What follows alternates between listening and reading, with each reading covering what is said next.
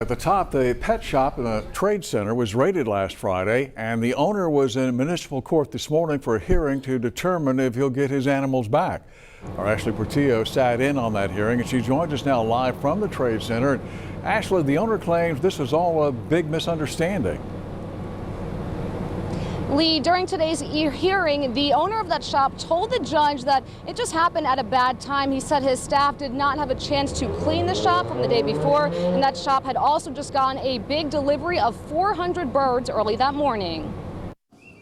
Those animals are never there like that. That day was just a delivery, and because of the delivery, they're making a big scene about it. Arslan Ijaz is the owner of Pets and More Plus and says when Animal Care Services raided his shop, his staff did not have a chance to set up those newly ordered bird cages or properly clean. As soon as we got here and we're doing what we're supposed to be doing, they stopped us, get out of the building, and they seized everything. Ijaz, who bought the shop about a year ago, says the animals are fed every day of the week except one. He says that one day the trade center is closed and no one is allowed in. But Animal Control Services says they seized 426 animals that day because of complaints that they were not being fed or cared for properly. We've seen dead animals there several times and no food present, no water present. If there was water, it was green in color. Ijaz says there was no food because the animals ate it from the previous day. And as for the water, he says any pet owner knows that if you send out water the day before, it's going to be dirty the next day.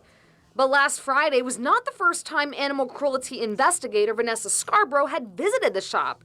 She's been following up since June 14th. We've gone several times to make contact with the owner and speak to him about conditions and informed him that things needed to be improved. But the owner hopes he has the chance to work with the city and get everything up to code so he can get his animals back. If I'm doing something wrong, I acknowledge it and I'm willing to work with it to perform better.